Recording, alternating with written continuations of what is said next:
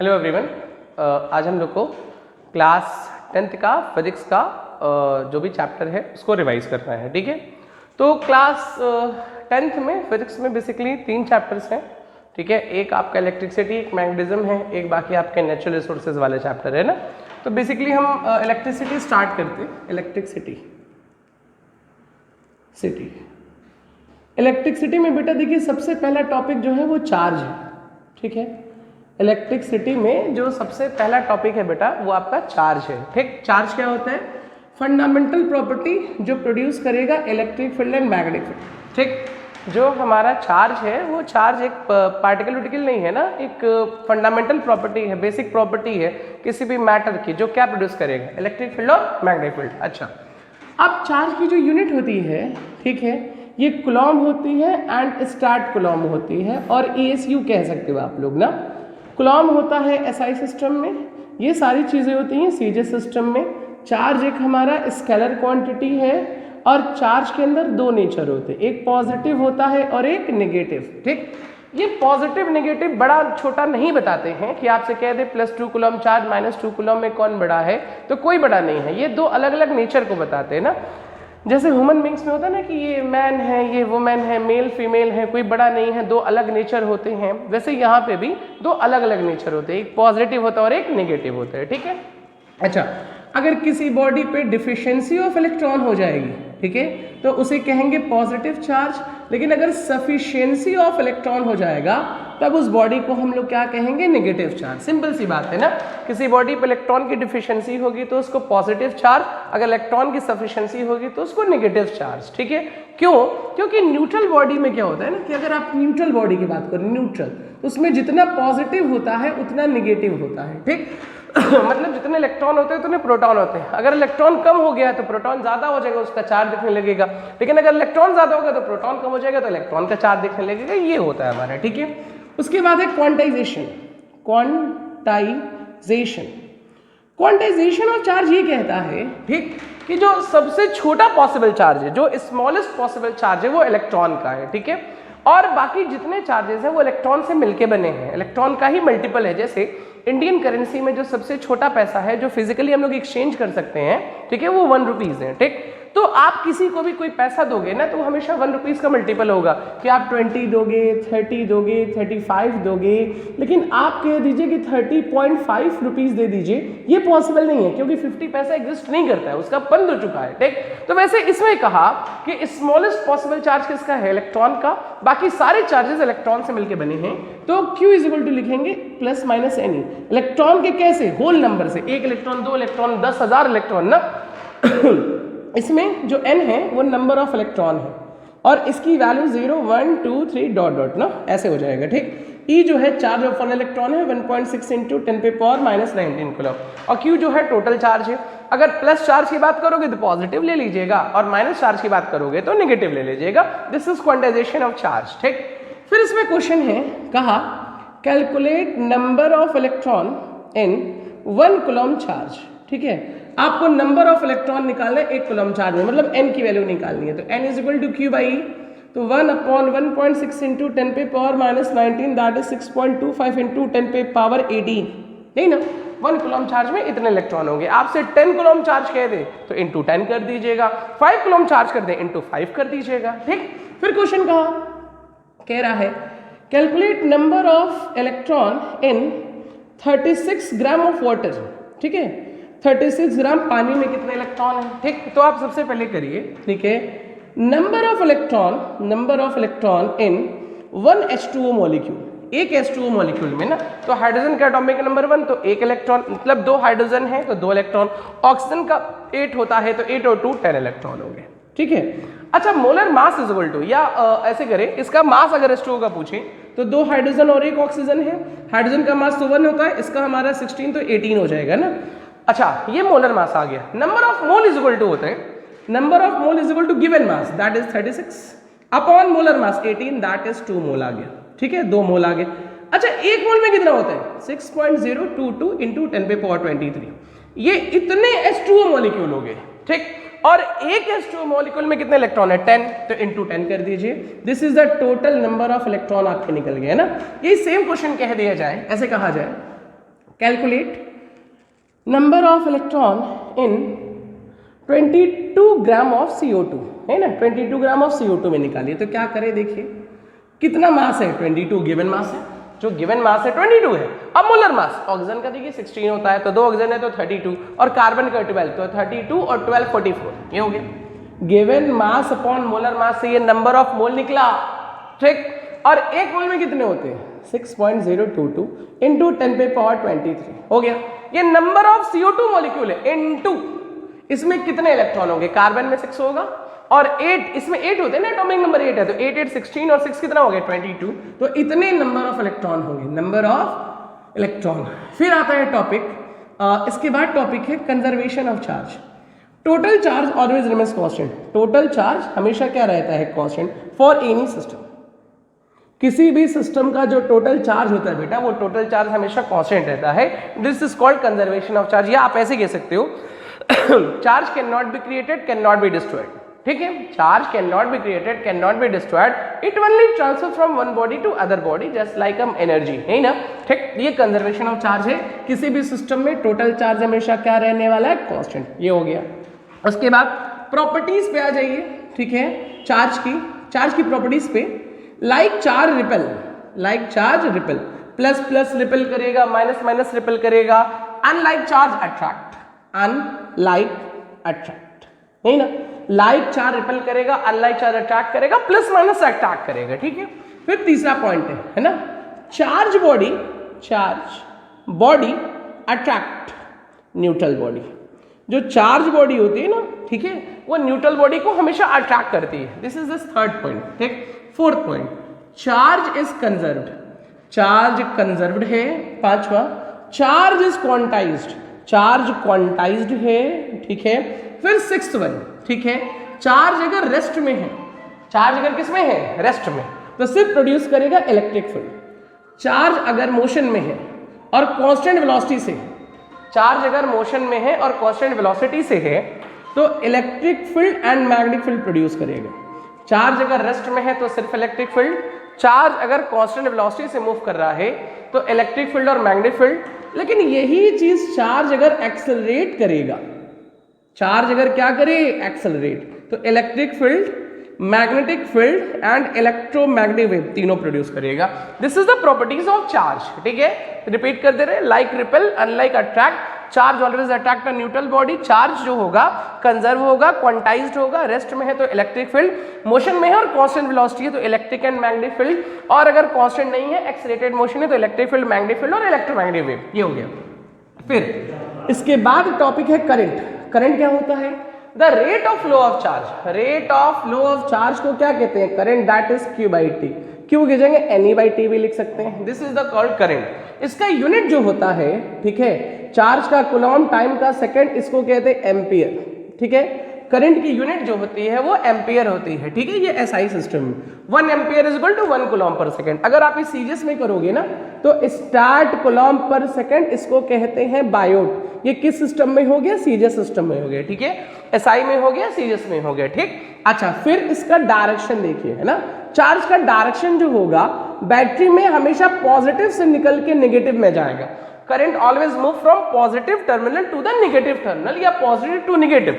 या दूसरा, पहला डायरेक्शन तो ये हो गया। दूसरा डायरेक्शन, चार्ज का जो डायरेक्शन होता है नेगेटिव चार्ज के हमेशा अपोजिट होता है। करंट का डायरेक्शन, सॉरी, ठीक, करंट का डायरेक्शन जो होगा वो नेगेटिव चार्ज के हमेशा अपोजिट, ठीक।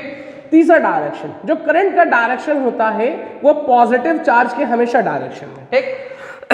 किसी भी बैटरी में जो करंट का फ्लो है वो पॉजिटिव टू नेगेटिव जाएगा, अंदर नहीं बेटा, बाहर से जाएगा, ठीक। और दूसरा डायरेक्शन, नेगेटिव चार्ज के कैसा डायरेक्शन, अपोजिट, पॉजिटिव चार्ज के कैसा डायरेक्शन में, this is the direction of current. अच्छा, करंट में डायरेक्शन है, बट डायरेक्शन होते हुए भी कैसी क्वांटिटी है, ये स्केलर, ठीक है, क्योंकि ये वेक्टर एडिशन को फॉलो नहीं करता है। वेक्टर एडिशन आप हायर क्लासेस में पढ़ोगे, आपको मैं दूसरे तरीके से समझा रहा हूँ, ठीक। किसी भी मेटल में जो करंट आता है वो इलेक्ट्रॉन की वजह से आता है, ठीक। और किसी भी मेटल में बेटा 2 4 10 या 2 4 हज़ार इलेक्ट्रॉन नहीं होते हैं, 10 पे पावर, अभी देखो निकाल लेते हैं ना, इस ऑर्डर के इलेक्ट्रॉन होते हैं, ठीक। और इतने ज्यादा इलेक्ट्रॉन है तो वो चलते हैं, और चलते हैं तो लड़ते हैं, तो करंट का डायरेक्शन कॉन्टिन्यूअसली क्या होता रहता है, चेंज होता रहता है ना। इसलिए इसमें डायरेक्शन होते हुए भी ये कैसी क्वांटिटी है, ये स्केलर क्वांटिटी। ये हो गया हमारी बात करंट के बारे में, ठीक है। करंट के बाद आता है इलेक्ट्रिक इलेक्ट्रिक पोटेंशियल। ठीक है, इलेक्ट्रिक पोटेंशियल क्या होता है, देखिए एक पॉइंट से या ऐसे कहिए इन्फिनिटी से, ठीक, इन्फिनिटी से 1 कूलम चार्ज को लाने में किसी पॉइंट पे, इन्फिनिटी से 1 कूलम चार्ज को लाने में किसी पॉइंट पे जो काम किया जाता है that work is called electric potential. मान लीजिए आपने Q चार्ज को लाने के लिए वर्क डन किया W, ठीक, तो 1 कूलम चार्ज को लाने के लिए वर्क डन कितना करेंगे, W by Q, that is V is equal to W by Q। ठीक है, तो what is electric potential, the work done to move 1 coulomb charge from infinity to a point, that is called electric potential. Infinity से क्यों, क्योंकि infinity के potential को zero assume किया गया, एजम्पशन है। ठीक, अच्छा इसका यूनिट क्या होता है, ध्यान से देखिएगा, व्हाट ये वर्क है ना, वर्क का जूल, कूलम चार्ज का कूलम, इसको कहते हैं हम लोग वोल्ट। ठीक है, इसको हम लोग वोल्ट कहते हैं। ठीक, ये SI है, या तो आप इसको अर्क कहिए और इसको स्टार्ट कूलम कहिए, इसको कहेंगे स्टार्ट वोल्ट। ठीक है, तो हमारे पोटेंशियल के 2 यूनिट है, एक वोल्ट है, एक स्टार्ट वोल्ट है। ये SI सिस्टम में और ये सीरीज सिस्टम में 1 कूलम चार्ज को इन्फिनिटी से किसी पॉइंट तक लाने में जो काम किया जाएगा that is called electric potential. फिर सुनिएगा, इलेक्ट्रिक पोटेंशियल डिफरेंस क्या होता है, ठीक है, सिंपल सी बात है, इसमें 1 कूलम चार्ज को इन्फिनिटी से एक पॉइंट पे ला रहे थे, आप इन्फिनिटी से मत लाइए, एक पॉइंट से दूसरे पॉइंट तक लाने में। ठीक, 1 कूलम चार्ज को एक पॉइंट से दूसरे पॉइंट तक ले जाने में जो वर्क होता है उसको इलेक्ट्रिक पोटेंशियल डिफरेंस कहते हैं। या आप ऐसे कहिए कि 2 पॉइंट के पोटेंशियल का जो डिफरेंस आएगा उसको आप इलेक्ट्रिक पोटेंशियल डिफरेंस कहोगे, तो ऐसे लिखोगे VA minus VB the difference of potential, या ऐसे लिखोगे work done to move a charge from B to A by W, नहीं ना, electric potential the work done to move 1 coulomb charge from infinity to a point, why infinity, because the potential of infinity is assumed to be a zero, and what is electric potential difference, the work done to move 1 coulomb charge from one point to other या ऐसे कहेंगे the difference of potential between 2 points, that's it. अच्छा, और समझिए, current को major करते हैं बेटा एमीटर से, करंट को मेजर करते हैं एमीटर से, ठीक है, और ये हमेशा कनेक्ट करते हैं सीरीज कॉम्बिनेशन, करंट को मेजर करते हैं एमीटर से, ये कनेक्ट करते हैं सीरीज कॉम्बिनेशन में, और हम कभी भी पोटेंशियल की बात नहीं करते, पोटेंशियल डिफरेंस को, है ना, पोटेंशियल डिफरेंस को मेजर करते हैं वोल्ट मीटर से, नहीं ना, और इसको हमेशा कनेक्ट करते हैं पैरेलल कॉम्बिनेशन, है ना। करंट को मेजर करते हैं एमीटर से, इसको किस कॉम्बिनेशन में कनेक्ट करेंगे, सीरीज में, और पोटेंशियल को मेजर करते हैं हम लोग, पोटेंशियल बेसिकली मेजर नहीं करते हैं हम लोग, मेजर करते हैं पोटेंशियल डिफरेंस, और पोटेंशियल डिफरेंस मेजर करेंगे वोल्ट मीटर से, वोल्ट मीटर को कनेक्ट करेंगे हम लोग किसमें, पैरेलल कॉम्बिनेशन में। ठीक है, ये सारी बातें याद रखिएगा। ठीक, अगर कभी ऐसे कहे ना कि बैटरी डिस्चार्ज हो गई है, ठीक, अगर कभी ऐसा कहा जाए कि बैटरी डिस्चार्ज हो गई है, तो बैटरी डिस्चार्ज कहने का मतलब ये समझिएगा ना कि बैटरी के प्लेट्स के बीच का जो पोटेंशियल है ना वो सेम हो गया, क्योंकि पॉजिटिव का पोटेंशियल हमेशा ज्यादा होते हैं। ठीक, जैसे ये होता है ना कि potential always flow from high to low, ठीक, पोटेंशियल हमेशा हाई टू लो फ्लो होता है, और पॉजिटिव प्लेट का पोटेंशियल हमेशा ज्यादा होता है, तो potential positive to negative flow करेगा, और पॉजिटिव का हमेशा पोटेंशियल कम होता रहेगा, नेगेटिव का बढ़ता रहेगा, और एक टाइम आएगा जब पॉजिटिव और नेगेटिव का पोटेंशियल सेम हो जाएगा, तब उसको कहेंगे हम लोग क्या चीज, कि पोटेंशियल डिफरेंस कितना हो गया, 0, और बैटरी डिस्चार्ज। ठीक, तो बैटरी डिस्चार्ज का मतलब होता है कि पोटेंशियल डिफरेंस 0 हो जाना है। चलिए उसके बाद आते हैं, और सुनिएगा उसके बाद आते हैं ओम्स लॉ। ठीक है, ओम्स लॉ, ओम ने क्या कहा, ठीक, कि अगर किसी भी वायर का फिजिकल कंडीशन ना चेंज हो, अगर किसी भी वायर का फिजिकल कंडीशन चेंज हो, वेट मीटर बेटा,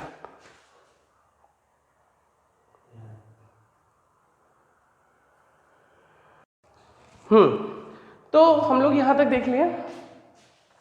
हाँ, अब आता है ओम्स लॉ। ठीक है, ओम्स ने क्या कहा, ठीक, कि अगर किसी भी वायर का फिजिकल कंडीशन ना चेंज हो, ठीक है, तो V is directly proportional to I। ठीक, according to Ohm's law, if there is a no change in a physical condition of wire or a conductor, physical condition का मतलब बेटा लेंथ, टेम्परेचर, मटेरियल डायमेंशन, ये सारी चीजें change ना हो, तो उसके इंड पे लगने वाला जो पोटेंशियल होता है उसमें फ्लो हो रहा है करंट के डायरेक्टली, और V is equal to IR।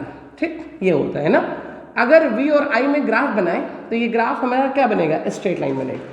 V और I में हम ग्राफ बनाते हैं ना बेटा, तो स्ट्रेट लाइन बनता है। ठीक है, और इस ग्राफ का जो स्लोप होता है, स्लोप मतलब बेटा ये एंगल होता है। ठीक है, आप लोग टाइम थीटा जानते हो, उसको आप लोग कहते हो स्लोप, मतलब ये change in y upon change in x।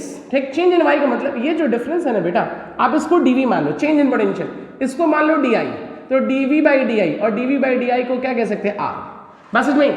ठीक, ओम्स लॉ क्या, फिजिकल कंडीशन ना चेंज हो तो V proportional to I, proportional हटा दी, कांस्टेंट आ गया R।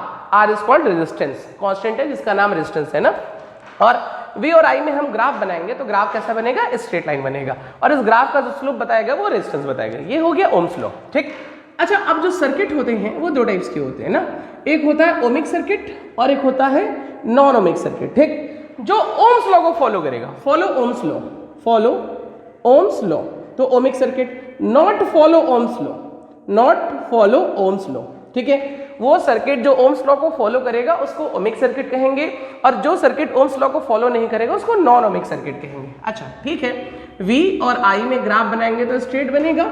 इसका जो स्लोप है बेटा, स्लोप मतलब एंगल है ना, हर पॉइंट पे एंगल क्या है, सेम, तो स्लोप कांस्टेंट है, मतलब इसका रेजिस्टेंस जो है वो कांस्टेंट है, इसको कहेंगे स्टैटिक रेजिस्टेंस, स्टैटिक रेजिस्टेंस, ठीक। लेकिन अगर नॉन ओमिक सर्किट का ग्राफ बनाओगे तो एक कर्व टाइप बनेगा, सबका अलग अलग बनता है ना, तो इसका स्लोप हर पॉइंट पे वैरी कर रहा है, तो इसका जो स्लोप आएगा वो कांस्टेंट नहीं होगा, तो इसको कहेंगे वेरिएबल रेजिस्टेंस, वेरिएबल रेजिस्टेंस। ये भी हो गया, ठीक है। तो दो टाइप्स के सर्किट है, एक ओमिक सर्किट है और एक नॉन ओमिक सर्किट है ना। अच्छा, ओमिक सर्किट हो गया, नॉन ओमिक सर्किट हो गया, कांस्टेंट रेजिस्टेंस हो गया, वेरिएबल रेजिस्टेंस हो गया, ये सारी चीज हो गई ना।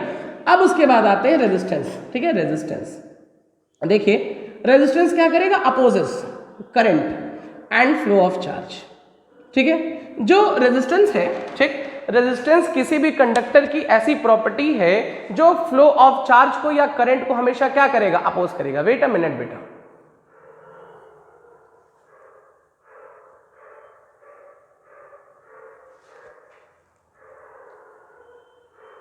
तो जो रेजिस्टेंस है, ठीक, ये कंडक्टर की एक ऐसी प्रॉपर्टी है, resistance is the property of conductor which opposes flow of current, ठीक। रेजिस्टेंस जो है करंट, किसी भी कंडक्टर की वो प्रॉपर्टी है जो करंट के फ्लो को या चार्ज के फ्लो को अपोज करता है ना, ठीक। अपोज करना, रेजिस्टेंस ज्यादा होने का मतलब करंट कम होना, ठीक। और इसका रीजन क्या है, ये किसकी वजह से अराइज होता है, due to collision of electron, collision of electron, ठीक। Resistance arises due to collision of electron, ठीक। इसकी प्रॉपर्टीज पे आ जाते हैं, प्रॉपर्टीज, ठीक है। प्रॉपर्टीज में है जो रेजिस्टेंस है लेंथ पे डिपेंड करेगा, लेंथ बढ़ेगा तो रेजिस्टेंस बढ़ेगा, ठीक। ये एरिया के इनवर्सली, एरिया ज्यादा रेजिस्टेंस कम, टेम्परेचर बढ़ेगा तो भी रेजिस्टेंस बढ़ेगा, और ये डिपेंड करेगा मटेरियल पे, जैसे जैसे मटेरियल बदलेंगे ना आप लोग वैसे वैसे रेजिस्टेंस बदलता जाएगा। मटेरियल बदलेगा मतलब कि कॉपर है, जिंक है, टिन है, एल्युमिनियम है, मटेरियल बदल रहा है तो रेजिस्टेंस बदल रहा है, ठीक। और हमारा डिपेंड करेगा डायमेंशन पे, ठीक है। तो रेजिस्टेंस हमारा 5 चीजों पर डिपेंड करते हैं, क्या क्या, लेंथ, एरिया, टेम्परेचर, मटेरियल और डायमेंशन, ये हमारा रेजिस्टेंस हो गया, ठीक है। अच्छा, कंबाइन किया जाए तो मिलेगा R proportional to L by A, proportionality हटाएंगे तो एक कांस्टेंट आएगा रो L बाई ए, ठीक है। एक नया कांस्टेंट मिल गया रो, रो को कहते हैं रेजिस्टिविटी, रेजिस्टिविटी और स्पेसिफिक रेजिस्टेंस, ठीक है। जो रो है एक हमारा कांस्टेंट है, ठीक, जिसको रेजिस्टिविटी कहते हैं और स्पेसिफिक रेजिस्टेंस कहते हैं ना। जो R है वही रो है, R का काम करंट को अपोज करना, तो रो का भी काम करंट को अपोज करना, ठीक। R ज्यादा तो करंट कम, रो ज्यादा तो भी करंट कम, बट ये डिफरेंस इसमें ये है कि रेजिस्टेंस 5 चीजों पर डिपेंड करेगा, लेंथ, एरिया, टेम्परेचर, मटेरियल और डायमेंशन।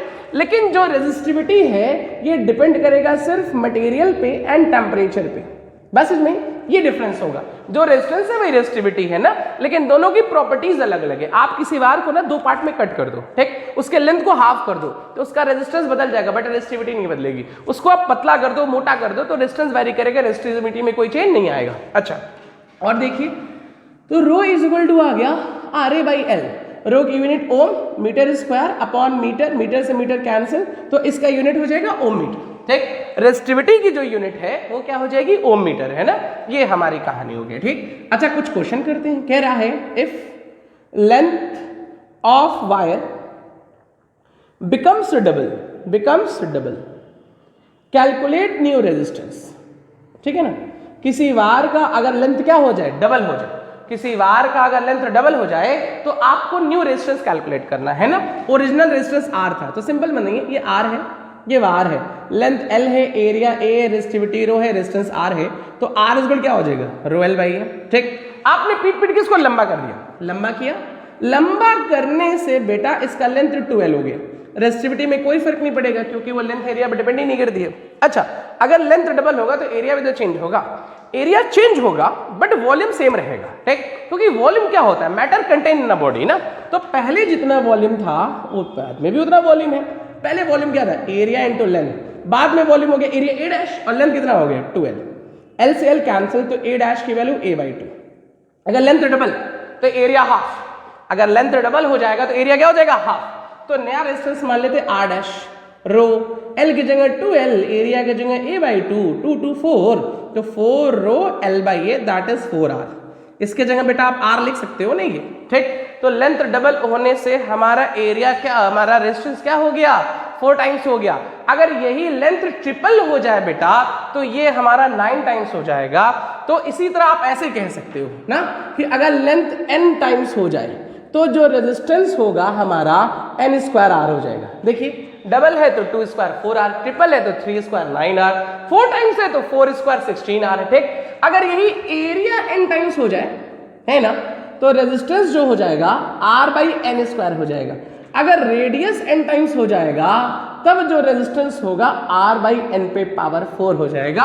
और इनके भी डेरिवेशन, पहला डेरिवेशन मैंने किया हुआ है क्वेश्चन जैसा, आप इनके भी डेरिवेशन देख सकते हो ना।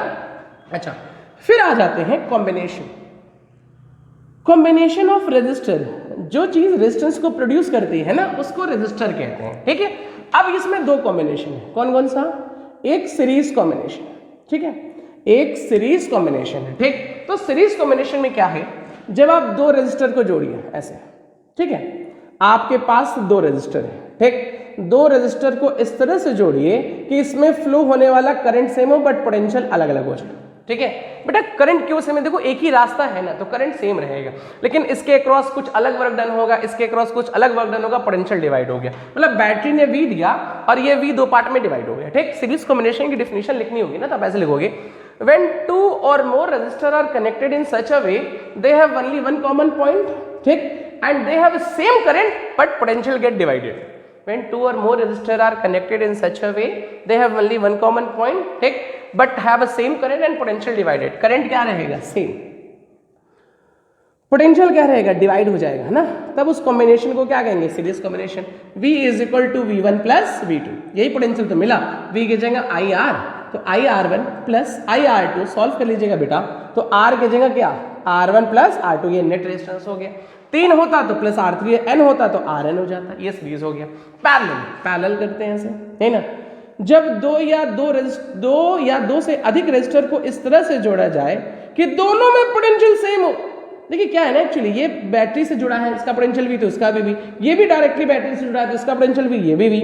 यहां से करंट आया, करंट को जाने के लिए दो रास्ते, तो करंट डिवाइड हो गया, ठीक।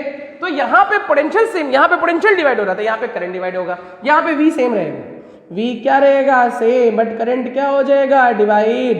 तो पैरेलल कॉम्बिनेशन में क्या कहेंगे, when two or more resistors are connected in such a way they have a same potential but different current, then the combination is called parallel combination। तो आप क्या लिखोगे, I is equal to I1 plus I2, यही ना, V is equal to IR, V is equal to IR, तो I की जगह V by R ना, V by R, V by R1, V by R2, तो 1 by R is equal to 1 by R1, 1 by R2, दो से ज्यादा होगा तो 1 by R3 dot dot dot चला जाएगा, नहीं ना। और R इक्विवेलेंट की बात करें ना, दो के लिए बात करें, सिर्फ दो के लिए, तो कुछ समथिंग ऐसा आएगा ना, R1 R2 upon R1 plus R2 product by sum. ये सीरीज कॉम्बिनेशन हो गया और ये पैरेलल कॉम्बिनेशन हो गया। जैसे एक मिनट, ठीक है। अच्छा एक क्वेश्चन करते हैं, ठीक। एक क्वेश्चन ये है, देखिए कि मान लीजिए ऐसे समथिंग कुछ रेजिस्टर है, ऐसे कुछ है ना, ऐसे ये 6 ओम है, ये 3 ओम है, ये 2 ओम है और ये बैटरी से जुड़ा है बेटा आपका कितना 8 वोल्ट, ठीक है। तो देखिए यहां से करंट आएगा, दो पार्ट में डिवाइड होगा ना, डिवाइड होगा तो कैसा कॉम्बिनेशन है पैरेलल है। तो यहाँ रखिए 6 × 3 अपॉन 6 + 3 मतलब 18/9 दैट इज 2। इसको सॉल्व किया ना तो इसका आंसर कितना आ गया 2 ओम। ओवरऑल पैरेलल में था और ये सीधा करंट जाएगा ना तो सीरीज में, तो 2 और 2 कितना हो गया 4, तो R इक्विवेलेंट की वैल्यू आ गई 4 ओम, ठीक। अच्छा V is equal to IR, तो I is equal to V by R, ठीक। V की जगह कितना 8 वोल्ट, R की जगह 4 दैट इज 2 एम्पियर आ गया, ये भी हमारा सॉल्व हो गया, ठीक। तो ये हमारा सीरीज कॉम्बिनेशन हो गया और पैरेलल कॉम्बिनेशन हो गया। चलिए कुछ और करते हैं ना। इसके बाद है बेटा आपका टॉपिक जूल्स हीटिंग इफेक्ट, ठीक है। जूल्स ने क्या कहा, जूल्स ने ये कहा, ठीक, कि जैसे आप ऐसे बताइए ना कि अगर आप रेजिस्टर से, किसी भी रेजिस्टर से करंट को पास करो तो रेजिस्टर क्या करता है, करंट को अपोज करता है। करंट के अपोजिशन की वजह से जो इलेक्ट्रिकल एनर्जी होती है वो हीट एनर्जी में कन्वर्ट हो जाती है। इसी इफेक्ट को कहते हैं जूल्स हीटिंग इफेक्ट, ठीक। जूल्स हीटिंग इफेक्ट आपसे कोई पूछेगा तो आप क्या कहोगे कि आप किसी भी रेजिस्टर से अगर करंट पास करते हो तो रेजिस्टर उस करंट को अपोज करता है, ठीक। उस अपोजिशन की वजह से वहां पे हीट प्रोड्यूस होता है, मतलब इलेक्ट्रिकल एनर्जी हीट एनर्जी में बदल जाती है। इसी इफेक्ट को जूल्स हीटिंग इफेक्ट कहते हैं। कितना हीट निकलता है ये निकालना है, हीट मतलब वर्क डन ही हो गया ना। अच्छा, V equal to W by Q, तो W equal to Q V. अच्छा, हीट ही वर्क है और वर्क की जगह क्यू वी है, I equal to Q by T है तो Q equal to I T हो गया। V की जगह ओम्स लॉ से IR हो गया, तो H इक्वल टू क्या हो गया, I square R T. This is the Joule's heating effect. That's it, में फॉर्मूला हो गया। I क्या है, करंट है, R क्या है, रेजिस्टेंस है, T क्या है, सेकंड टाइम है, ठीक है ना। अच्छा, इस जूल्स हीटिंग इफेक्ट की एप्लीकेशन, ठीक है। पहला होता है बल्ब, ठीक। What is bulb, filament bulb. What is bulb, bulb is a device, ठीक, it is used to convert electrical energy into heat and light energy. This is the definition of bulb, ठीक। आपसे कोई principle पूछेगा what is the principle of bulb, it works on Joule's heating effect, आप ये लिख दोगे, सिर्फ इतना ही लिखोगे it works on Joule's heating effect, और जूल्स हीटिंग इफेक्ट को एक्सप्लेन भी करोगे। अच्छा, ठीक है, ये भी प्रिंसिपल भी होगा। कंस्ट्रक्शन अगर पूछेगा तो आप कहोगे एक फिलामेंट लिया जाता है ऐसे रोल करके, हाँ। ये फिलामेंट जो होता है टंगस्टन का होता है। टंगस्टन का इसलिए क्योंकि रेजिस्टेंस इसका ज्यादा होता है, मेल्टिंग पॉइंट भी ज्यादा होते हैं ना। अगर रेजिस्टेंस ज्यादा होगा बेटा तो हीट ज्यादा होगा, हीट ज्यादा होगा तो लाइट ज्यादा होगा, ठीक है। अच्छा, इसको ऐसे कैप लगा दिया जाता है, ऐसे कैप, यहाँ से बिजली का कनेक्शन लाइट दिया जाता है ना। इसमें 2 तार और लगे होते हैं बहुत पतले से, ये कोई नहीं है, ये सपोर्टिंग वायर है, ठीक है, क्योंकि वायर बहुत पतला होता है, इतना पतला होता है ना कि सपोर्टिंग वायर नहीं देगा तो ये ब्रेक कर जाएगा। अच्छा, पतला होने से एरिया कम होगा। देखिए R is equal to rho L by है ना, एरिया कम होगा तो रेजिस्टेंस ज्यादा होगा, रेजिस्टेंस ज्यादा तो हीट ज्यादा होगा, इसलिए बहुत पतला तार लगाया जाता है ना। उसको ऐसे गोल गोल राउंड ऑफ करके से लगाते हैं। राउंड ऑफ करने से क्या होता है ना बेटा, किसका लेंथ बढ़ जाता है, तो लेंथ बढ़ेगा तो रेजिस्टेंस बढ़ेगा, और रेजिस्टेंस बढ़ेगा तो हीट की वैल्यू बढ़ जाएगी, इसलिए राउंड करके लगाते हैं। इसको ग्लास में से बंद कर देते हैं ना, और अंदर इनर्ट गैस भर देते हैं, ठीक। इनर्ट गैस इसलिए भरते हैं कि अगर बेटा आप इनर्ट गैस नहीं भरोगे ना तो जो भी ये हीट प्रोड्यूस कर रहा है वो हीट जो है ना वो एटमॉस्फेयर में जो प्रेजेंट गैसेस हैं उनको आयोनाइज करने में चली जाएगी, मतलब जो भी हीट आ रही है ना वो वेस्ट हो जाएगा, बहुत ज्यादा लाइट हमको नहीं मिलेगा। इसलिए हम लोग कौन सा गैस भरते हैं, इनर्ट गैस भरते हैं, कि इनर्ट गैस से ये इसकी हीट रिएक्ट नहीं करेगी तो जितनी भी एनर्जी है ना उस मैक्सिमम एनर्जी को ये कन्वर्ट कर देगा किसमें, हमारा लाइट एनर्जी में ना। ये बल्ब हो गया। दूसरा जो हमारा हीटर होता है, ठीक है, हीटर भी हमारा जूल्स हीटिंग इफेक्ट होता है, ठीक है, वो भी जूल्स हीटिंग इफेक्ट के बेस होता है, बट उसमें नाइक्रोम लगा होता है, क्योंकि नाइक्रोम का रेजिस्टेंस ज्यादा होता है और मेल्टिंग पॉइंट ज्यादा होता है ना। और नाइक्रोम ज्यादा से ज्यादा लाइट नहीं देता, ज्यादा से ज्यादा हीट देता है, जबकि टंगस्टन ज्यादा से ज्यादा लाइट देता है। इसलिए बल्ब में हम लोग टंगस्टन लगाते हैं और हम लोग हीटर में नाइक्रोम लगाते हैं, ठीक। अच्छा, जो बाकी आपका इलेक्ट्रिक प्रेस होता है, इलेक्ट्रिक प्रेस या जो गीजर होता है, ठीक है, ये सारी चीजें हमारी किसके ऊपर बेस्ड होती हैं, जूल्स हीटिंग इफेक्ट के ऊपर बेस्ड होती हैं, ठीक है। उसके बाद हम लोग पावर आते हैं। पावर का मतलब work done, electrical energy per unit time, 1 second में जितना काम किया जाएगा दैट इज कॉल्ड पावर। अच्छा, ऐसे लिखिए V is equal to W by Q, तो Q की जगह क्या लिख सकते हैं, Q V by T, Q by T की जगह I वी आई, V की जगह आई आर तो आई स्क्वायर आर, आई की जगह वी बाई आर तो वी स्क्वायर बाई आर। ये पावर है। पावर फॉर्मूला क्या हो गया, V I square R V square by R, ये पावर का फॉर्मूला है, ठीक है। और वर्क का यूनिट क्या है, जूल टाइम का सेकंड, इसको कहते हैं वॉट। तो पावर का यूनिट क्या होता है, watt. 1 watt is equal to 1 joule per second होता है ना। अच्छा, जैसे मैंने कहा कि मेरे पास एक बल्ब है जो 100 वाट का है, तो इससे आप ये समझना ना बेटा कि ये 1 सेकंड में कितना लाइट प्रोड्यूस करेगा, कितनी एनर्जी लेगा, 100 जूल लेगा ना। 100 वाट कह दिया, अगर 200 वाट कह दिया तो 1 सेकंड में कितना लेगा, 200 जूल लेगा। ये पूरा का पूरा टॉपिक हमारा इलेक्ट्रिसिटी का है। चलिए बेटा, हम लोग का इलेक्ट्रिसिटी हो गया पूरा, ठीक है। अब मैग्नेटिज्म देख लेते हैं, या मैग्नेटिक इफेक्ट ऑफ करंट, ठीक। आप लोग जानते हो मैग्नेट क्या होता है, कोई भी ऐसा मटेरियल जो आयरन या उसके पार्टिकल्स को अट्रैक्ट करेगा that is called magnet. Magnet 2 types के होते हैं, एक नेचुरल होता है, एक आर्टिफिशियल होता है, ये सब आपको पता होगा, ठीक। इसमें हम आते हैं ओरेस्टेड एक्सपेरिमेंट में। ओरेस्टेड एक साइंटिस्ट थे, ठीक, और इन्होंने एक एक्सपेरिमेंट किया, ठीक है। ओरेस्टेड एक साइंटिस्ट थे, इन्होंने एक एक्सपेरिमेंट किया, ठीक, और अपने एक्सपेरिमेंट से बताया कि अगर कहीं पे भी, पहला रिजल्ट यही दिया, कभी भी करंट होगा तो वहां पे मैग्नेट फील्ड होगा, ठीक। ओरेस्टेड ने एक्सपेरिमेंट किया और एक्सपेरिमेंट करके बताया whenever there is a current there must be a magnetic field, ठीक। अच्छा, दूसरी बात, ठीक, direction of magnetic field depends on direction of current. अगर आप करंट के डायरेक्शन को बदलोगे ना तो मैग्नेटिक फील्ड का डायरेक्शन बदल जाएगा, ठीक। और मैग्नेटिक फील्ड कहीं पे है या नहीं ये चेक करते हैं मैग्नेटिक कंपास से, ठीक है। जैसे करंट कितना है ये चेक करते हैं एमीटर से, पोटेंशियल डिफरेंस कितना है चेक करते हैं वोल्ट मीटर से, वैसे ही मैग्नेटिक फील्ड है या नहीं हम तो देख के बता नहीं सकते, तो चेक करते हैं मैग्नेटिक कंपास से, ठीक। ये ओरिएंटेड हो गया। उसके बाद है right hand thumb rule. Right hand thumb rule, ठीक है। क्या है कि अगर आपके पास कहीं करंट है, ठीक है, अगर कहीं करंट है तो मैग्नेटिक फील्ड होगा। अब वो मैग्नेटिक फील्ड का डायरेक्शन क्या होगा ये कैसे निकालेंगे, तो राइट हैंड थंब रूल से निकालेंगे। देखिए क्या करिए, आप राइट हैंड लीजिए, ठीक। राइट हैंड के थंब को करंट के डायरेक्शन में रख दीजिए, बाकी आपका पाम जिधर मूव कर रहा होगा ना वो मैग्नेटिक फील्ड का डायरेक्शन बताएगा। जैसे इस करंट कैरिंग वायर की वजह से पॉइंट पी पे मैं मैग्नेटिक फील्ड का डायरेक्शन पूछूं, ठीक, तो आप थंब को करंट के डायरेक्शन में रखिए। अब ये पाम आपका किधर जाना चाह रहा है, बाहर, बाहर, तो यहाँ पे मैग्नेटिक फील्ड आउटसाइड होगा, आउटसाइड को डॉट से शो करते हैं, ठीक है। अगर आप यही चीज पॉइंट क्यू पे जानना चाहोगे तो बेटा करंट ऐसे है और मैग्नेटिक फील्ड किधर है, अंदर, पाम अंदर जा रहा है, तो यहाँ पे जो मैग्नेटिक फील्ड है वो इनसाइड है। ये भी हो गया राइट हैंड थंब रूल। उसके बाद मैग्नेटिक फील्ड की जो यूनिट होती है ना बेटा, मैग्नेटिक फील्ड इंटेंसिटी की यूनिट, हाँ, वो होती है टेस्ला, किस सिस्टम में एसआई, और होता है गॉस, किस सिस्टम में सीजीएस। मैग्नेटिक फील्ड इंटेंसिटी के दो यूनिट होते हैं, एक टेस्ला होता है और एक गॉस। अच्छा आप समझिएगा, ठीक। अब दूसरी बात, हाँ, राइट हैंड थंब रूल। अब इसके बाद आते हैं इसके बाद आपका क्या टॉपिक है राइट हैंड थंब रूल का, इसके बाद है मैग्नेटिक फील्ड लाइंस, ठीक है। मैग्नेटिक फील्ड लाइंस कैसी लाइन है, इमेजिनरी लाइन, ठीक है। मैग्नेटिक फील्ड इमेजिनरी लाइन है, बहुत ज्यादा लिख नहीं रहा हूं, मैग्नेटिक फील्ड लाइन सारे इमेजिनरी लाइन। कहां ड्रॉ करेंगे, मैग्नेटिक फील्ड में ड्रॉ करेंगे, drawn in magnetic field such that never intersect and tangent gives direction. Magnetic field lines जो हैं ये इमेजिनरी लाइन है, मैग्नेटिक फील्ड में ड्रॉ करेंगे, इस तरह से ड्रॉ करेंगे कभी इंटरसेक्ट ना हो, और किसी भी पॉइंट पे बेटा आप टेंजेंट ड्रॉ कर दो तो मैग्नेटिक फील्ड का डायरेक्शन बताए। टेंजेंट क्या होता है कि कोई भी ऐसी लाइन जो किसी कर्व को एक पॉइंट पे टच करे। अच्छा इसकी प्रॉपर्टीज देखिए, ठीक है। पहला, tangent gives direction, tangent gives direction.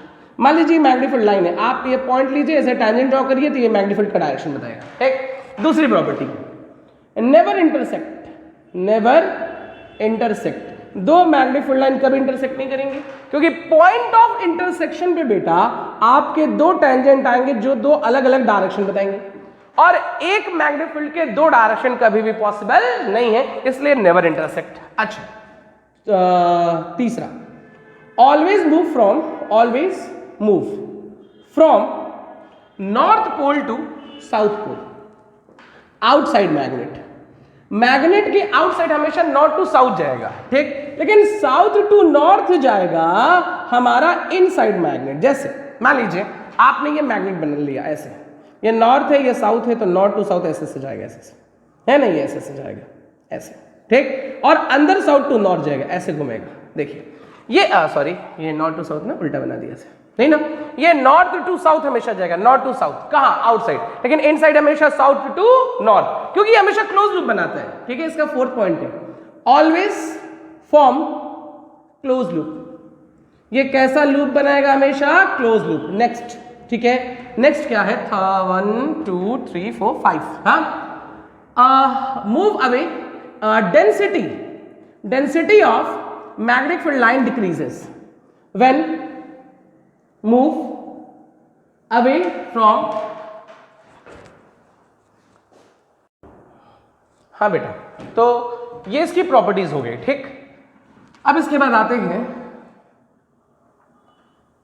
Magnetic field intensity due to infinite wire, ठीक है।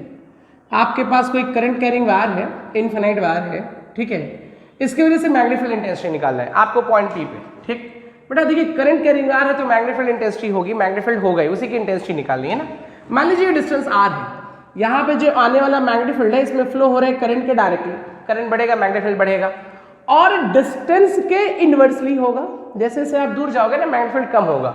इसको मिला दीजिए, तो B proportional to I by R, proportionality हटाएंगे तो आएगा mu naught upon 2 pi I by R.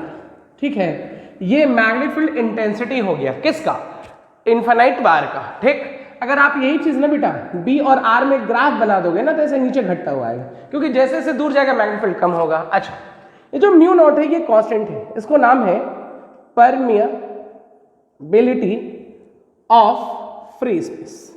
ठीक है, म्यू नॉट जो क्या है, परमिएबिलिटी ऑफ फ्री स्पेस। ठीक, अब magnetic field intensity due to ring, circular ring, आपके पास कोई रिंग है उसमें करंट है ना, इसका रेडियस R है, अगर करंट का रिंग है तो मैग्नीफिल्ड प्रोड्यूस करेगा। इसमें आने वाला जो मैग्नीफिल्ड है करंट के डायरेक्टली और रेडियस के इनवर्सली, तो मिलाएंगे तो फॉर्मूला मिलेगा mu naught I by 2R। ये हो गया, this is the magnetic field intensity due to circular ring at the centre of the ring, ring के सेंटर पे। हाँ, अच्छा एक चीज और, इसमें अगर मान लीजिए कई बार तार लपेटे हैं तो फॉर्मूला हो जाएगा mu naught Ni upon 2R, जहां पे N क्या है, नंबर ऑफ टर्न्स है, N क्या है, नंबर ऑफ टर्न्स। अच्छा, इस वार का जो मैग्नीफिल्ड लाइंस है ना बेटा वो कंसेंट्रिक रिंग के फॉर्म से होते हैं, ऐसे ऐसे होते हैं, ऐसे रिंग के फॉर्म में होते हैं। इनफिनिट वार का जो मैग्नीफिल्ड होगा कैसा होगा, कंसेंट्रिक रिंग के फॉर्म में होगा। अच्छा, उसके बाद आता है सोलेनॉइड। सोलेनॉइड का काम है use to produce uniform magnetic field. Solenoid का यूज किस लिए करते हैं, यूनिफॉर्म मैग्नेटिक फील्ड प्रोड्यूस करने के लिए ना, कहीं पे यूनिफॉर्म या कांस्टेंट मैग्नेटिक फील्ड प्रोड्यूस करना हो तो सोलेनॉइड यूज करते हैं। एक तरह से ये बेटा आपका टेम्पररी मैग्नेट की तरह काम करता है, और ऐसा मैग्नेट जिसके मैग्नेटिक फील्ड को हम वैरी करा सकते हैं। ठीक, अच्छा देखिए इसको बनाते कैसे हैं। ठीक है, सोलेनॉइड बनाने के लिए बेटा आप क्या ले लीजिए, एक सिलेंडर ले लीजिए, इंसुलेटिंग सिलेंडर, उसके ऊपर कॉपर वायर रैप कर दीजिए। ऐसे आप सोलेनॉइड बनाने के लिए आप एक इंसुलेटिंग सिलेंडर ले लीजिए, उसके ऊपर कॉपर वायर रैप कर दीजिए और उसमें करंट पास करिए ऐसे। ठीक है, ऐसे करंट पास करिए। ठीक, तो जैसे ही बेटा करंट पास करोगे और जहां पे भी करंट होता है मैग्नेटिक फील्ड होता है तो ये बिहेव करेगा किसकी तरह, मैग्नेटिक तरह। आप क्या कहोगे, solenoid is used to produce uniform magnetic field, या solenoid is behave like a temporary magnet which magnetic field can be changes by changing current ना। इसको बनाने के लिए आपने एक इंसुलेटिंग सिलेंडर के ऊपर एक कॉपर वायर रैप किया, रैपिंग इस तरह से की है कि कोई ओवरलैपिंग नहीं हो रही है, इस तरह से आपने लपेटा कि एक के ऊपर एक नहीं आएगा, और दो रैपिंग किया, दो टर्न के बीच में कोई गैप ना हो, तब जो सिस्टम बनेगा उसको सोलेनॉइड कहेंगे। अच्छा, आपने अगर रैपिंग ऐसे की है, ये ऐसा, देखिए घड़ी ऐसे चलती है ना, घड़ी अगर बोर्ड में होती है तो ऐसे चलती, ये उल्टा लपेटते हैं एंटी क्लॉकवाइज, तो वहां पे नॉर्थ पोल बनेगा। लेकिन आप क्लॉकवाइज लपेटोगे, देखो ऐसे, आप ऐसे से लपेटो एंटी क्लॉक, तो क्या बनेगा, नॉर्थ पोल, वहां पे नॉर्थ होगा। क्लॉक लपेटोगे तो वहां पे क्या बनेगा, साउथ पोल, तो यह साउथ पोल हो गया, ऐसे बताते हैं। ठीक है, आप एंटी क्लॉकवाइज रैप करोगे तो क्या बनेगा, नॉर्थ पोल, क्लॉकवाइज तो साउथ पोल। अच्छा, इसकी मैग्नेटिक लाइन समथिंग ऐसे होती है, ऐसे ये ऐसे होती है ना। इसका मैग्नेटिक का फॉर्मूला होता है म्यू 0 Ni, जहां पे n जो है ना बेटा टोटल टर्न बाय लेंथ होता है, n जो है टोटल टर्न बाय लेंथ होता है। ये हो गया हमारा सोलेनॉइड। अच्छा, उसके बाद आता है, उसके बाद देखिए force on current carrying wire in uniform magnetic field. ठीक है, किसी यूनिफॉर्म मैग्नेटिक फील्ड में, मान लीजिए ऐसे ये मैग्नेटिक फील्ड, बेटा क्रॉस का मतलब अभी बताया था ना कि मैग्नेटिक फील्ड अंदर है, इसमें आप किसी करंट कैरिंग वायर को रख दो।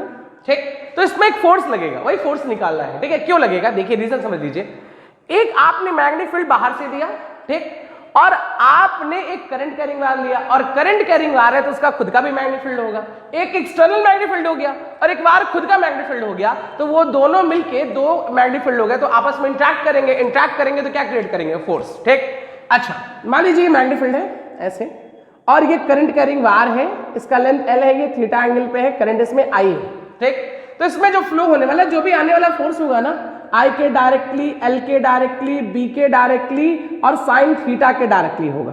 Theta is the angle between current या लेंथ एंड मैग्नेटिक फील्ड, और कंबाइन करेंगे तो ये आएगा IBL sine theta. This is formula for current carrying wire in uniform magnetic field. अच्छा, और समझिएगा। ठीक है, और समझिए, मान लीजिए साइन 90 हो गया, साइन 90 का मतलब फोर्स कैसा लगा, मैक्सिमम, साइन 90 होने का मतलब फोर्स मैक्सिमम, तो मैक्सिमम फोर्स कितना आएगा, IBL। यहां से बेटा जरा देखिए B की वैल्यू क्या लिख सकते हो, F upon BL, F upon IL, BL नहीं बेटा IL। हाँ, F का न्यूटन, I का एम्पियर, L का मीटर, इसको कहते हैं टेस्ला। आपसे कोई पूछेगा 1 टेस्ला किसको कहते हैं, न्यूटन पर एम्पियर मीटर को, न्यूटन पर एम्पियर मीटर को टेस्ला। अच्छा, गॉस कहते हैं बायोट, एम्पियर का बायोट और मीटर का क्या सेंटीमीटर ना। तो ये मैग्नेटिक फील्ड हो गया, ठीक। ये हमारा फोर्स ऑन करंट के रिगार्ड हो गया। अच्छा, इसके बाद आता है फ्लेमिंग लेफ्ट हैंड रूल, ठीक है। अगर अपने लेफ्ट हैंड के थंब और इंडेक्स फिंगर और मिडिल फिंगर, ठीक है, इन तीनों को इस तरह से स्ट्रेच करें। देखिए, अपने लेफ्ट हैंड के थंब, इंडेक्स फिंगर और मिडिल फिंगर इस तरह से स्ट्रेच करें कि तीनों आपस में परपेंडिकुलर हो। तो ऐसे याद रखिए, फादर मदर चाइल्ड, तब ये फोर्स बताएगा, ये मैग्नेटिक फील्ड बताएगा और ये करंट बताएगा। This is Fleming left hand rule. According to Fleming left hand rule, if we stretch thumb, index finger and middle finger of our left hand such that they are mutually perpendicular to each other, then thumb represent the force, index finger represent magnetic field and middle finger represent current. This is the Fleming left hand rule. अच्छा, ठीक है। इसके बाद आता है हमारा motor. Motor क्या है? Motor use to convert electrical energy into mechanical energy. Motor एक ऐसा डिवाइस है जो इलेक्ट्रिकल एनर्जी को मैकेनिकल एनर्जी में कन्वर्ट करता है, ठीक। अच्छा, एक मिनट बेटा, अगर कहीं पे दो इक्वल एंड अपोजिट फोर्स लगते हैं ना तो बॉडी घूम जाती है, उसको कहते हैं टॉर्क। उसको क्या कहते हैं? टॉर्क, ठीक। कहीं पे भी दो इक्वल एंड अपोजिट फोर्स लगते हैं तो उसको कहते हैं टॉर्क। अच्छा, याद रखिएगा। मोटर हो गया। मोटर का प्रिंसिपल सुनिए, ठीक है, यही प्रिंसिपल लिखेंगे। When a current carrying wire is placed in uniform magnetic field it experience a force, ठीक। या when current carrying coil placed in uniform magnetic field experienced a torque। मैं दिखा भी दूंगा ये चीज, ठीक है। ये इसका प्रिंसिपल है। जब किसी करंट कैरिंग वायर को यूनिफॉर्म मैग्नेटिक फील्ड में रखते हैं तो उस पर फोर्स लगता है, या आप वायर ना कह के कॉइल कहो, कॉइल करोगे तो उस पर क्या लगेगा? एक टॉर्क लगेगा। This is the principle. Construction आपने कंस्ट्रक्शन करने के लिए दो आपने पोल ले लिए, एक नॉर्थ पोल और south pole. N and S क्या है? N N S poles of magnet, poles of magnet, ये मैग्नेट के पोल हैं। आपने एक्चुअली ये सिलिंड्रिकल होते हैं, मैंने ऐसे ही बना दिया, बार मैग्नेट टाइप होते हैं, सिलिंड्रिकल है, ठीक। आपने एक आर्मेचर कॉइल ले लिया ऐसे, ऐसे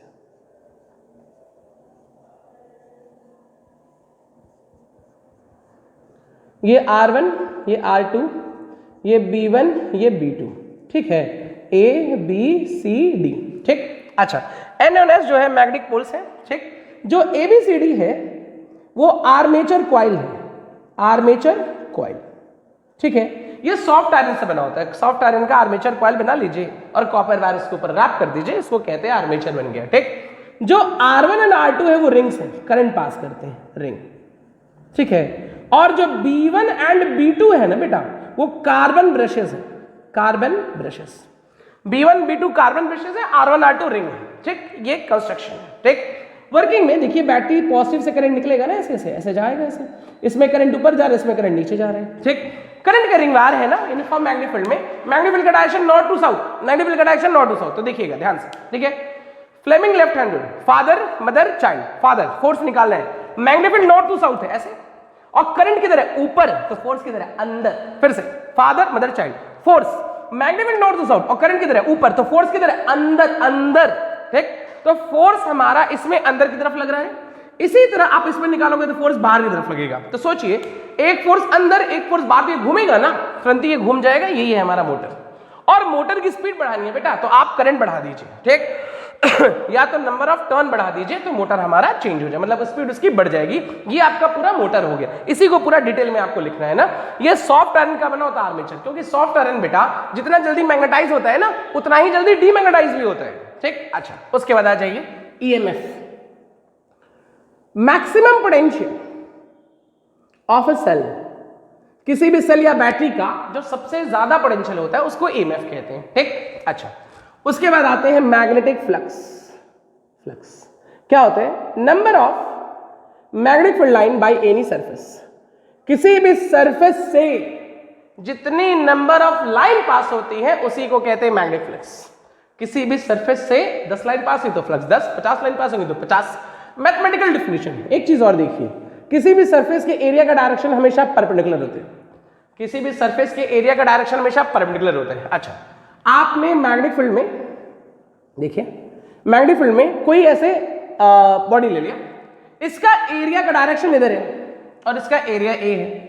ये एरिया मैग्नेटिक फील्ड और एरिया का डायरेक्शन में angle theta, B magnetic field है बेटा, ए एरिया है, और थीटा एरिया से एंगल नहीं है, मैग्नेटिक फील्ड और एरिया के डायरेक्शन के बीच का एंगल है। तो फ्लक्स की एक डिफिनेशन और देखिए, flux product of magnetic field area and cos theta.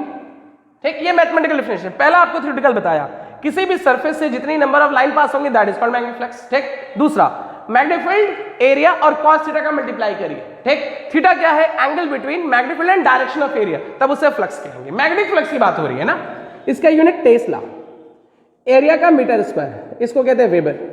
Flux की यूनिट जो होती है वो क्या होती है, वेबर। ये मैग्नेटिक फ्लक्स हो गया। फिर आता है फैराडे, फैराडेज लॉ। ठीक है, फर्स्ट लॉ ये कहा whenever there is change in flux there is an EMF called induced EMF and current called induced current। ठीक, देखिए फैराडे फर्स्ट लॉ का है, कहीं पे भी अगर फ्लक्स चेंज होता है, फ्लक्स चेंज हो रहा है, फ्लक्स कहीं पे चेंज हो, बदले कैसे, देखिए बेटा, मान लीजिए इधर से लाइन्स आ रही है, 10 लाइन आ रही है, आपने एक स्क्वायर लेके खड़े हैं आप, तो उसमें 10 लाइन आ रही है ना, उसका फ्लक्स 10 है, आप ऐसे स्क्वायर घुमाए, फ्लक्स 8 हो गया, और घुमाए 6 4 2 1 0 हो गया, फिर आप घुमा रहे हो 1 2 3 4 5 6 7 8 10, इसको बार बार घुमा रहे हो तो ये चेंज होता जा रहा है, इसका फ्लक्स बार बार बदल रहा है। तो इसके फ्लक्स के चेंज होने की वजह से इस कॉइल में, देखिए यही कहा, कहीं पे भी किसी कॉइल में फ्लक्स चेंज हो, फ्लक्स चेंज होने की वजह से उसमें एक EMF आएगा, उस EMF को कहेंगे इंड्यूस्ड EMF और करंट आएगा, उस करंट को कहेंगे induced current. This is the Faraday first law. दूसरा रेट ऑफ, या ऐसे लिखिए, ठीक है, induced EMF directly proportional to rate of change of flux. जो भी आने वाला हमारा इंड्यूस्ड EMF है, ठीक है, ये rate of change of flux, मतलब 1 सेकंड में कितना फ्लक्स बदला, इसके डायरेक्टली प्रोपोर्शनल, मतलब rate of change of flux का बदलना जितना ज्यादा, इंड्यूस्ड EMF उतना ही ज्यादा। ठीक, और प्रोपोर्शनल आएंगे तो कांस्टेंट आएगा NdΦ/dt, जहां पे n जो है ना बेटा वो नंबर ऑफ टर्न्स है। तो फैराडे फर्स्ट लॉ फिर कह रहे हैं, फैराडे फर्स्ट लॉ ने क्या कहा, कहीं पे भी अगर फ्लक्स चेंज होगा तो वहां पे एक EMF आएगा, this EMF is called induced EMF। और दूसरा क्या कहे, whenever there is change in flux, दूसरा ये कहे सॉरी, कि rate of change of flux जो होगा या आने वाला इंड्यूस्ड EMF है वो डिपेंड करेगा किस पे, rate of change of flux पे। Rate of change of flux अगर बढ़ेगा तो इंड्यूस्ड EMF की वैल्यू भी बढ़ जाएगी। अच्छा, इसके बाद आ गया Lenz law. According to this induced EMF opposes change in flux। इसके हिसाब से लेंज लॉ ये कहता है कि जो भी आने वाला इंड्यूस्ड EMF है, जो इंड्यूस्ड EMF है वो चेंज इन फ्लक्स को अपोज करता है, वो चाहता है कि फ्लक्स में कोई चेंज ना हो। ठीक, तो E इज इक्वल टू लिखते हैं -NdΦ/dt।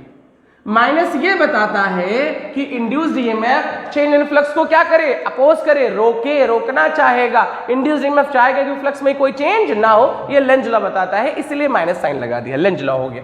ये सारी चीजें हो गई, चैप्टर खत्म हो गया। एक चीज मैं बताना भूल गया था, करंट को मेजर करते हैं एमीटर से, पोटेंशियल डिफरेंस को मेजर करते हैं वोल्ट मीटर से, इसको जोड़ते हैं सीरीज में, इसको जोड़ते हैं पैरेलल। ठीक, सीरीज पैरेलल जोड़ते कैसे बेटा, देखिए आपके पास ये रेजिस्टर है और आपके पास ये बैटरी है।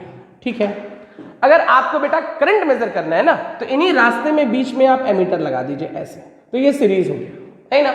अगर आपको पोटेंशियल मेजर करना है तो आप इसके ऊपर ऐसे वोल्ट मीटर लगा दीजिए।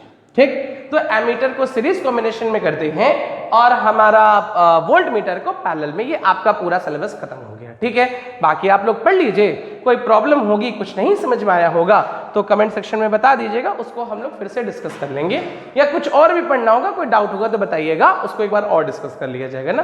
बाकी best of luck, thank you.